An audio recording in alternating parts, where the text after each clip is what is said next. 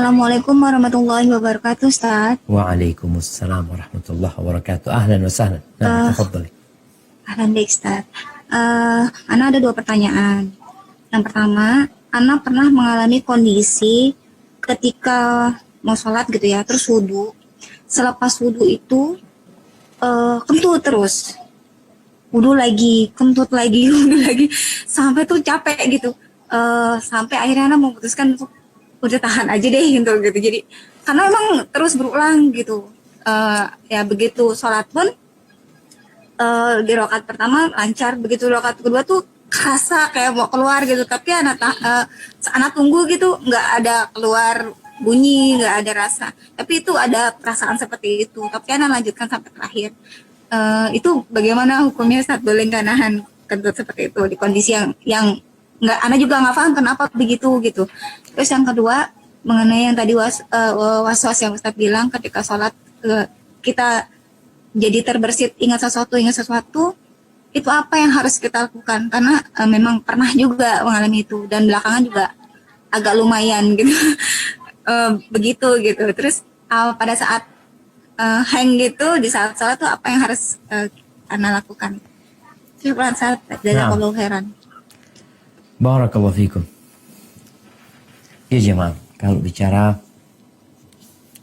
was-was ya, tadi berkaitan dengan buang angin. Jadi memang setan itu berusaha godain kita agar kita tidak ibadah. Ada was-was yang berupa kayaknya batal wudhunya tadi ini itu. Atau lagi tadi yang diceritakan kepingin buang angin ya. Dan betul keluar angin itu. Tapi kalau nggak ditahan ya akan terus seperti itu. Terus gimana? Nahan. Ketika bisa ditahan, tahan. Loh Ustaz, kan ada hadis yang Rasul SAW melarang kita sholat dalam kondisi ingin dua hal ya. Ingin buang air besar atau ingin buang air kecil. Atau ingin kentut tadi. Iya.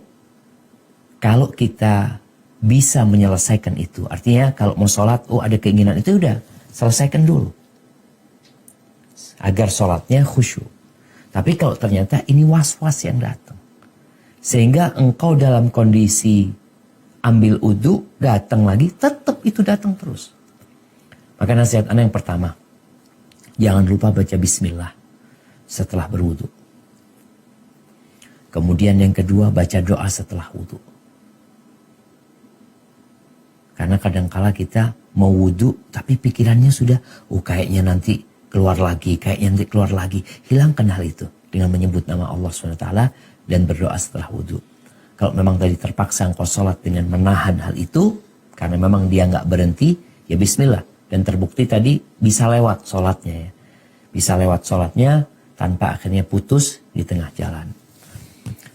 Taib, kalau berkaitan dengan yang tadi disebutkan ketika sholat ya, was-was itu datang.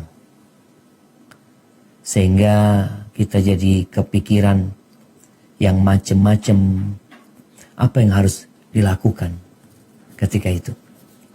Kita berusaha untuk mengambil konsentrasi kita yang hilang.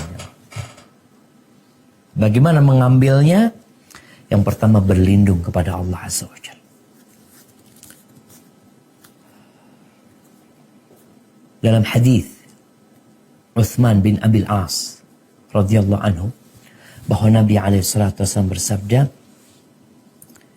ketika itu datang seseorang ya, Uthman bin Abil As datang menjumpai Nabi SAW, lalu dia berkata, ya Rasulullah, wahai Rasulullah, inna syaitana qad hala baini wa baina salati wa qiraati yalbisuha alayya.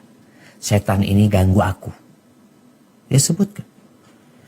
Dia menghalangi aku dari doaku, dari bacaanku. Sehingga jadi nggak khusyuk salatnya. Digangguin setan. Apa kata Nabi SAW? Dzaka syaitanun yuqalu lahu khanzab. Itu setan yang namanya khanzab. Itu setan namanya khanzab. yang godain engkau tuh. Fa'idha ahsastahu fata'awad billahi minhu. Kalau engkau merasakan godaan dia, bisikan dia, yang pertama harus engkau lakukan adalah berlindung kepada Allah dari dia. Berlindung. Ini yang tadi anak katakan, ambil konsentrasimu, engkau sedang sholat, engkau sedang beribadah, engkau sedang menghadap Allah Azza wa Jal, katakan, a'udzu billahi minasyaitonir rajim. Berlindung dari dia. Lalu, seperti meludah dikit, tanpa keluar. Ya ada yang keluarlah ke kiri, sebanyak 3 kali. Kira-kira manjur nggak cara ini? Kata Uthman bin Abil As, fa'fa'altu dzalika fa'adhaballahu anni. Aku melakukan wasiat Nabi alaihi salatu wassalam, lalu Allah mengusir godaan itu. Jadi tafal, para ulama menyebutkan yang namanya tafal ini seperti menghembus ada sedikit air ludah yang mungkin keluar. Bukan karena antum marah sama setan. Jangan antum. Karena marah sama setan, enggak. Ini sebagai bentuk kita secara fisik, kita memang benar-benar berlindung dari setan. Dan ke kiri, bukan ke kanan. Kita tahu jantung kita di kiri nih. Kita tadi sudah sampaikan di mana letak setan. Wallahu a'lam. Mungkin dia di belakang kita. Maka kita menghembus ke kiri 3 kali.